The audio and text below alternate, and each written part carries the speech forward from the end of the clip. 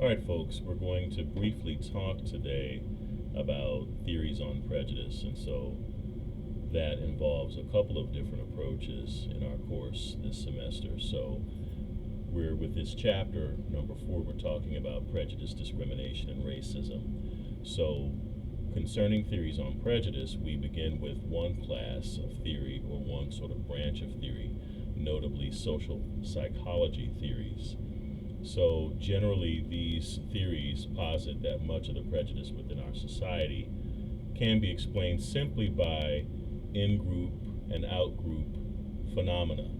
And so, you may recall from the introductory course that the in groups are those groups within society that members and that we as individuals feel some kind of loyalty and connection to, be they people that are fans of the same sports franchises and teams that we like, be it those who have or practice the same religion, maybe they went to the same college or university, things like that, or they're from the same ethnic or cultural group. So we sort of automatically, with the in group, see them as our people. We see them as our friends. We see them as people that we can create friendships from and with. And so, not necessarily, it's not, that we know everybody within the in group. There may be hundreds of thousands, excuse me, or even millions of people that are part of the group or groups that we consider in groups, but we often can create bonds and friendships that are lasting from these groups. Conversely, the out groups are those people that we have some kind of opposition or antagonism towards. So they went to the other college or university, or they are from the other side of town, or they root for that other team, or they're from an ethnic or cultural or racial group that we tend to see with some antagonism or some hostility toward.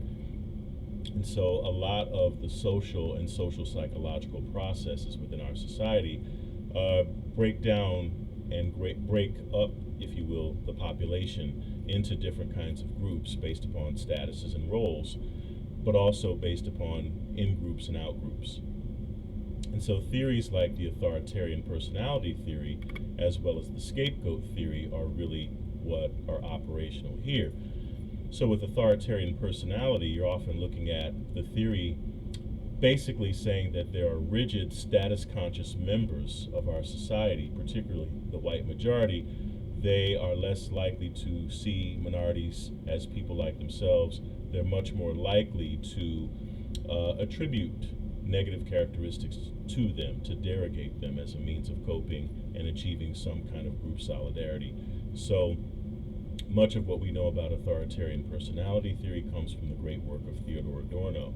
The idea is that those who grow up with this personality, they literally grow up in a status conscious environment where there's this rigidity, where there's this sort of notion of, okay, you've got one way of doing things, and that's generally how it goes. And that it's very easy for folks who are, in a sense, raised this way to think very singularly about a lot of different kinds of societal experiences and outcomes. And so it's very easy for them to see people as falling outside of that. With the scapegoat theory, with that kind of social psychology theory, the idea here is that, well, frustration in our society, particularly amongst some of the dominant group, if you will, within society, particularly amongst whites, may permit them and encourage them to think of groups of color and minorities as responsible, as ultimately the scapegoat for what's wrong with society and what's wrong with their personal lives and societal problems. Again, those are ways that psychology and psychological theories have been offered to explain a lot of what we see in terms of how prejudice develops. Along with that, sociological theories, particularly social learning and group threat theory, ethnic competition theory, these posit that prejudice is an extension of how we're socialized, and it's rooted in our culture, that there's competition over resources, and that we all don't have and share in the bounty equally of those societal resources. So competition over these resources that are scarce, as well as the socialization process, that's key to understanding prejudice, and that these things are mutually reinforcing. So how we're socialized, and the competition within that, those are ways that we can understand how prejudice develops and how it has continuity. Also, a big part of what we see and talk about today are what we know as implicit forms of bias, or simply implicit bias.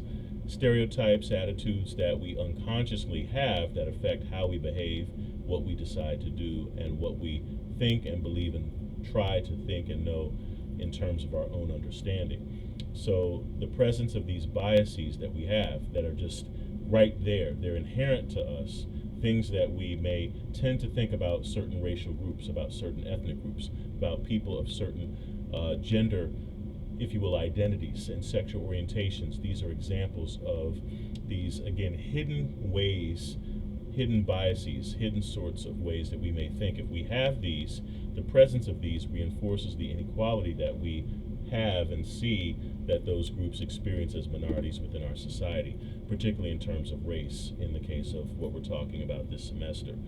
So these implicit biases are different from that which we sort of know automatically.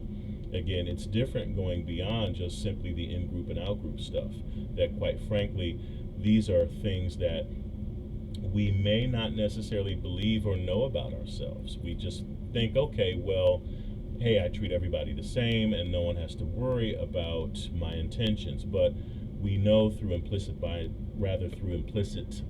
testing that in a lot of respects, people are often painfully unaware of what their biases really are, and that this can lead them to some very prejudicial kinds of outcomes. These implicit biases form over a lifetime, so they tend to be a long-term kind of enduring pattern.